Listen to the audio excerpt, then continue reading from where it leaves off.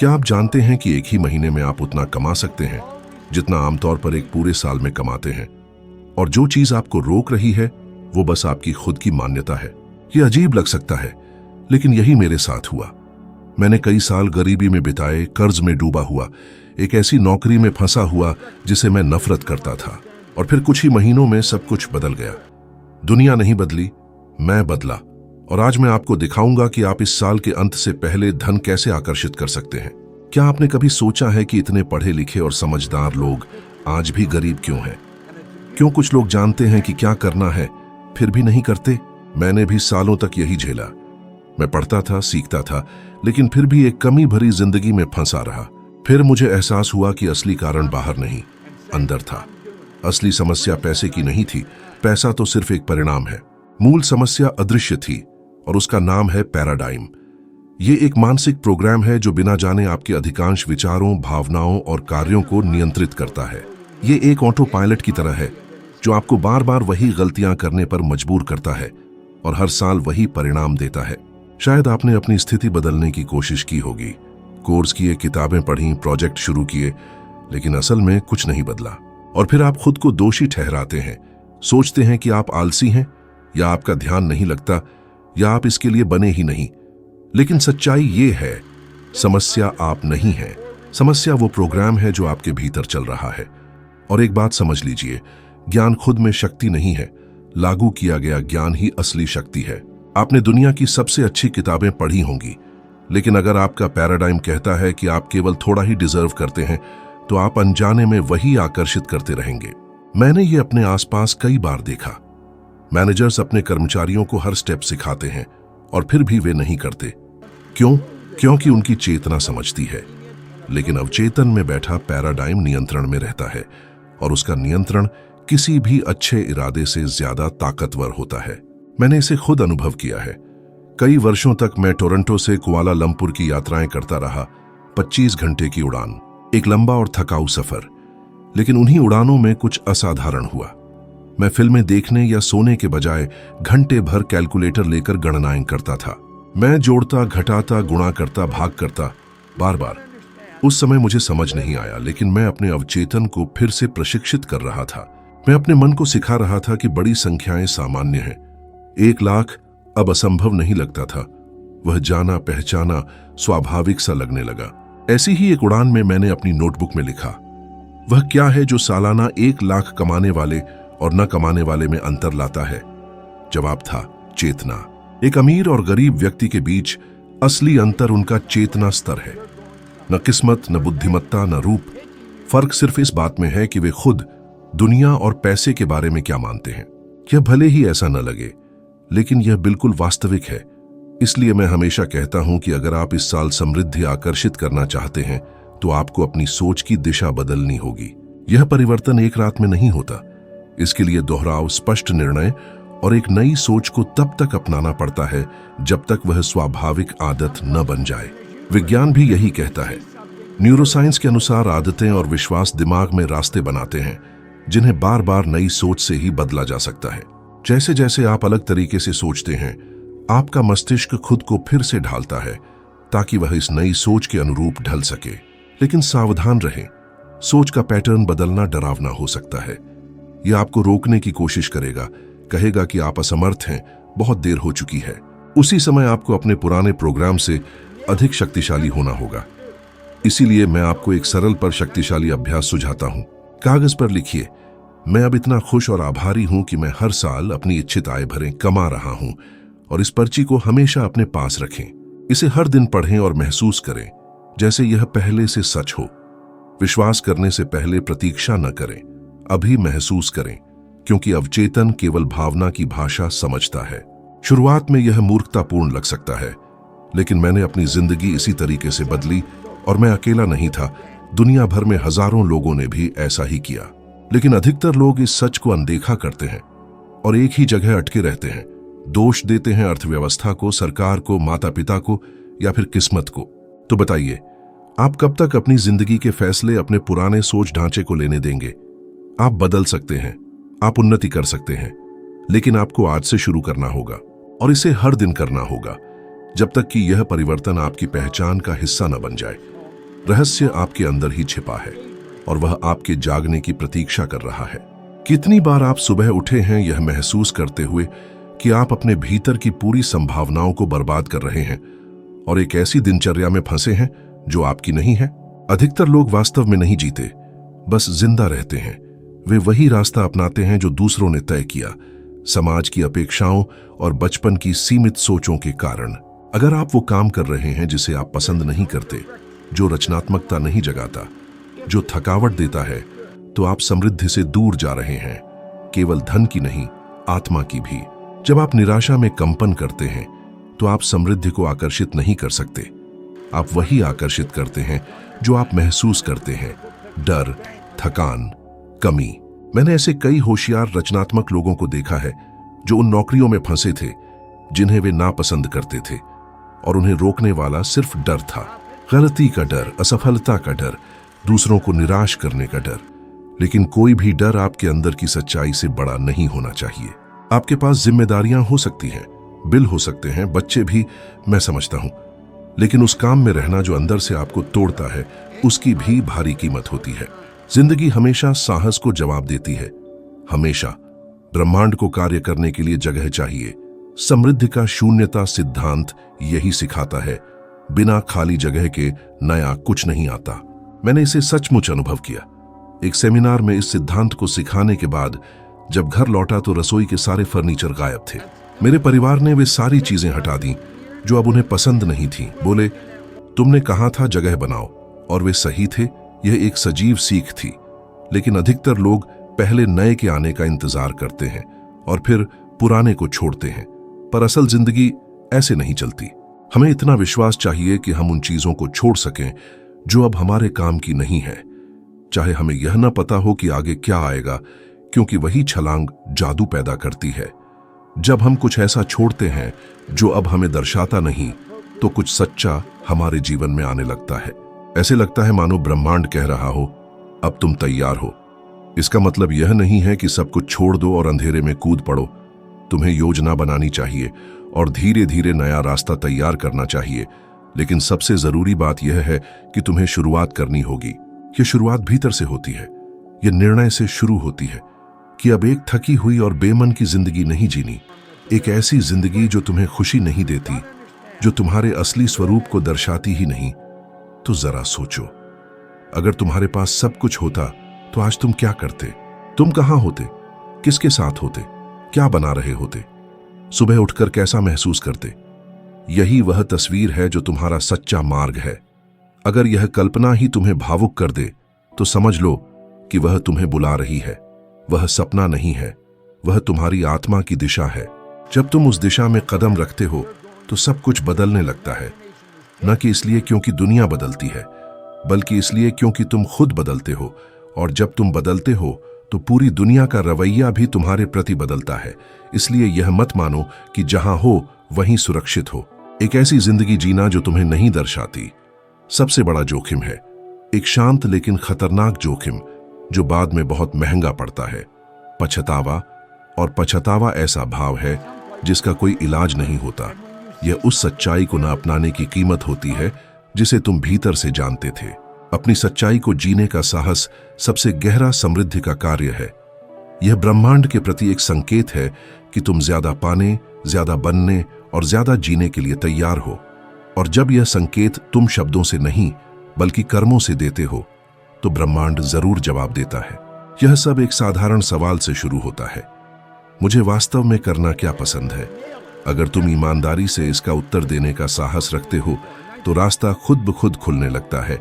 और यह चुनाव हमेशा से तुम्हारा था, क्योंकि ब्रह्मांड में सब कुछ ऊर्जा है।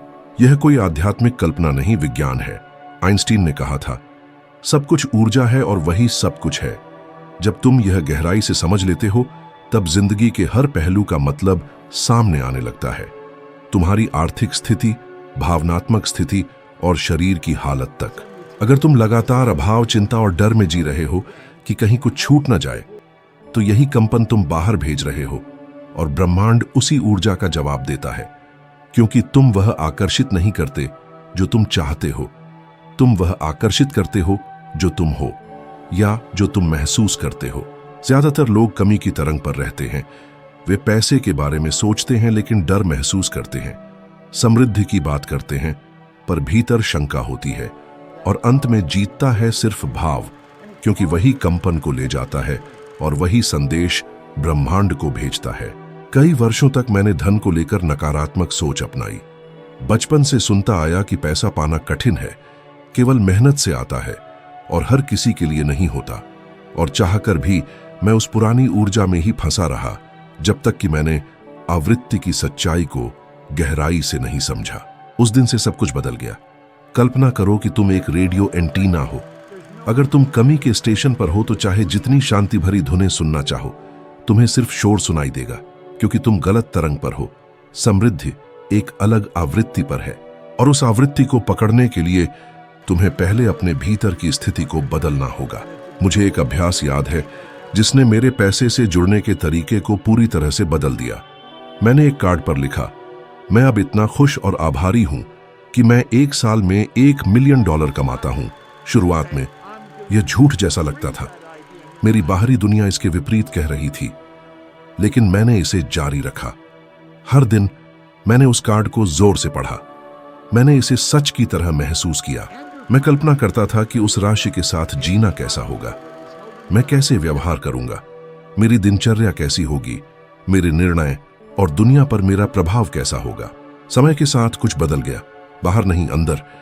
मैंने एक अलग वाइब्रेशन पर काम करना शुरू कर दिया, और जब ऐसा हुआ तो दुनिया ने प्रतिक्रिया देना शुरू किया।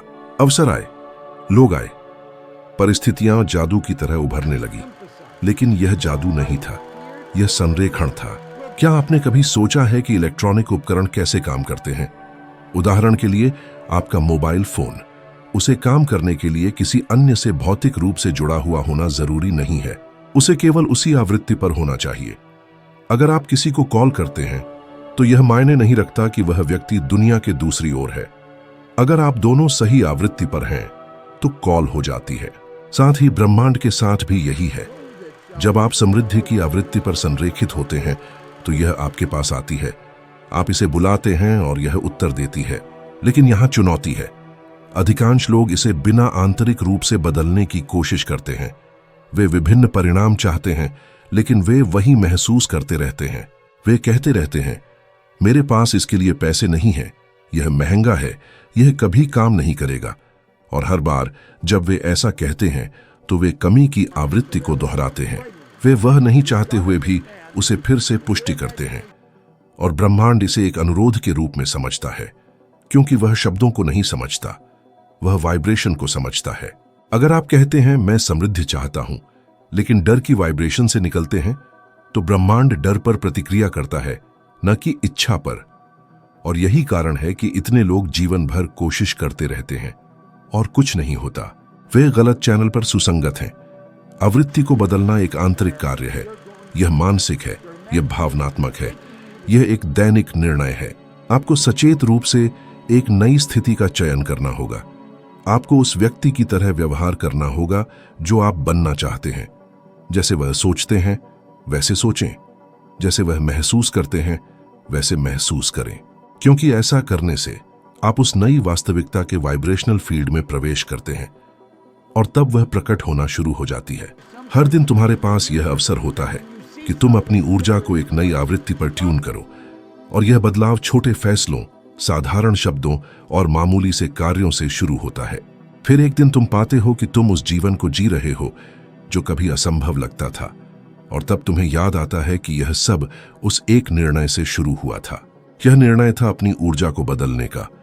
क्या तुम्हारे साथ कभी हुआ है कि तुमने कोई शानदार सपना देखा हो और फिर उसे एक क्षणिक कल्पना मानकर भुला दिया हो? कितनी बार तुमने एक ऐसी जिंदगी की कल्पना की जिसमें आजादी हो, आराम हो, यात्रा हो और परिवार के साथ समय बिताने की आजादी हो, लेकिन फिर वह सब दिनचर्या की धूल में खो गया। अधिकतर लोग ऐसा ही करते हैं। इसका कारण यह नहीं कि वे कमजोर हैं, बल्कि इसलिए कि वे कल्पना के भीतर छिपी शक्ति को पहचान नहीं पाते। दुनिया की हर रचना पहले किसी व्यक्ति के मन में एक तस्वीर के रूप में जन्मी थी। हर इमारत, हर कंपनी, यहां तक कि तुम्हारे हाथ में जो मोबाइल है वो भी। इसी तरह तुम्हारा जीवन भी पहले भीतर बनता है, फिर बाहर प्रकट होता है। लेकिन ज्यादातर लोग केवल चाहते हैं उस जीवन को अंदर से महसूस नहीं करते। वे उस छवि को बनाए नहीं रखते, उसे महसूस नहीं करते, और इसलिए कुछ नहीं बदलता, क्योंकि ब्रह्मांड सिर्फ विचारों से नहीं, भावना से प्रभावित होता है। मुझे अब भी याद है, वर्ष 1960 में मैंने लिखा, मैं बहुत प्रसन्न और आभारी हूं क्योंकि अब मैं लगभग 20 लाख रुपए कमाता हूं। और मैंने तारीख तय की, 1 जनवरी 1970। मैंने खुद को यह लक्ष्य पाने के लिए 10 वर्ष दी। तब मेरी आमदनी मेरी देनदारी से कम थी और मुझे यह भी नहीं पता था कि मैं इसे कैसे पूरा करूंगा। लेकिन जरूरी यह नहीं था कि कैसे, बल्कि क्या और क्यों। मैंने वह पर्चा हमेशा अपनी जेब में रखा और दिन में कई बार पढ़ा और उस जीवन की कल्पना की जिसे मैं जीना चाहता था। मैंने सोचा कि मैं सुबह कैसे उठूंगा, क्या पहनूंगा, कहाँ रहूंगा, क्या खाऊंगा और किन लोगों के साथ रहूंगा। मैंने उस जीवन को पहले भीतर जिया और अंततः वह जीवन वास्तविक बन गया। जादू से नहीं, बल्कि ऊर्जा की उस आवृत्ति से जो मैंने भीतर उत्पन्न की थी, क्योंकि मैं उस वास्तविकता के अनुरूप हो गया था। विज्ञान भी कहता है कि मस्तिष्क वास्तविकता और स्पष्ट कल्पना के बीच अंतर नहीं करता। न्यूरोसाइंस के कई शोध बताते हैं कि गहरी कल्पना मस्तिष्क में वही रास्ते सक्रिय करती है जो सच में होते। जितनी बार तुम उस छवि को दोहराते हो, उतनी ही गहराई से वह मस्तिष्क और शरीर में जुड़ जाती है। तुम्हारी भावनाएं, प्रतिक्रियाएं और कार्यशैली सब धीरे धीरे बदलने लगते हैं। फिर तुम्हारे निर्णय बदलते हैं, अवसर बदलते हैं और अंततः तुम्हारा जीवन बदल जाता है। लेकिन अधिकतर लोग एक बार कल्पना करते हैं और फिर अगले दिन चिंताओं में लौट आते हैं। वे बिलों, ट्रैफिक और नौकरी की उलझनों में खो जाते हैं और डर और अभाव की भावना उस क्षणिक समृद्धि की सोच को मिटा देती है जो उन्होंने थोड़ी देर पहले महसूस की थी। इसीलिए कल्पना को बार बार महसूस करना आवश्यक है, उसे बनाए रखना, उसमें रहना, और जितना अधिक समय तुम उस छवि में बिताओगे, वह तुम्हारा नया वास्तविकता बन जाएगी। जैसे ही आपकी ऊर्जा का कंपन बदलता है, ब्रह्मांड तुरंत प्रतिक्रिया देता है। यह कभी भी चूकता नहीं है। लेकिन ध्यान दें, जब आप ऐसा करना शुरू करते हैं तो लोग शायद आपको समझ नहीं पाएंगे। हो सकता है वे कहें कि आप बहुत बड़ा सपना देख रहे हैं, कि आप वास्तविकता से दूर हैं, कि आपको जमीन पर रहना चाहिए। लेकिन सोचिए, उन्होंने अपने जीवन में क्या बनाया है? क्या उन्होंने कुछ भी हासिल किया है? अगर नहीं, तो फिर आप क्यों उनकी बातों पर ध्यान दें? सिर्फ इसलिए कि उन्होंने अपने सपनों से हार मान ली है, इसका मतलब ये नहीं कि आप भी मान लें। औसतपन को अपनाना मत सीखिए, सिर्फ इसलिए कि दुनिया उससे संतुष्ट है। आपके भीतर वह शक्ति है जो किसी भी कल्पना को साकार कर सकती है, यदि आप उसे जीवित रख सकें। जब जॉन एफ कैनेडी ने वर्नर वॉन ब्राउन से पूछा कि किसी इंसान को चांद पर भेजने के लिए क्या जरूरी है, उन्होंने कहा, इच्छा। न गणना, न रॉकेट, न तकनीक, सिर्फ इच्छा शक्ति। सबसे पहले जरूरत होती है उस मानसिक छवि की। जब वह छवि भावना और विश्वास के साथ रखी जाती है तो वह सच्ची इच्छा में बदल जाती है, और यही इच्छा बहुत बड़ी आकर्षण शक्ति रखती है। इच्छा शब्द लैटिन के डिसिडरेर से आया है, जिसका अर्थ है सितारों से जन्म देना, यानी किसी संभावनाशील चीज को वास्तविकता में लाना, और वह संभावना आपके अंदर है। लेकिन बहुत से लोग उस संभावना को डर, संदेह और तर्क की परतों में दबा देते हैं और फिर दुनिया को दोष देते हैं कि वे अब सपने नहीं देख पाते। सपने देखने के लिए आपको किसी की इजाजत की जरूरत नहीं है, न ही कल्पना करने के लिए किसी की मंजूरी की। आपको बस साहस चाहिए, अपने भीतर की तस्वीर को दुनिया की असहमति के बावजूद बनाए रखने का। यही है वह फर्क जो रचयिताओं और सिर्फ दोहराने वालों के बीच होता है। आप यहां दुनिया की नकल करने नहीं आए, आप यहां कुछ नया गढ़ने आए हैं। कल्पना करना विलासिता नहीं है, यह आवश्यकता है। यही प्रकट करने की पहली सीढ़ी है। यदि आप इस वर्ष के अंत से पहले समृद्धि को आकर्षित करना चाहते हैं, तो आपको अब शुरू करना होगा। कल्पना कीजिए कि आप कहां रहते हैं, कैसे कपड़े पहनते हैं, क्या बोलते हैं, क्या महसूस करते हैं। जितनी अधिक जानकारी आप अपनी कल्पना में जोड़ेंगे, वह आपके अवचेतन के लिए उतनी ही सच्ची बन जाएगी। और जब अवचेतन मन उसे सच मान लेता है, तो वह उसे भौतिक जीवन में लाने के तरीके खोज ही लेता है। अब अपनी आंखें बंद करें और कल्पना कीजिए, सपने की तरह नहीं, निर्णय की तरह। जो आप भीतर स्पष्टता और विश्वास के साथ देख सकते हैं, आप उसे बाहर अपनी हथेलियों में थाम सकते हैं। आप वही आकर्षित करते हैं जो आप हैं, न कि सिर्फ जो आप चाहते हैं। और आप क्या हैं, यह तय होता है उस छवि से जो आप अपने बारे में बनाए रखते हैं, उस कंपन से जिस पर आप जीते हैं, उन फैसलों से जो आप दोहराते हैं और उन भावनाओं से जिन्हें आप हर दिन पोषित करते हैं।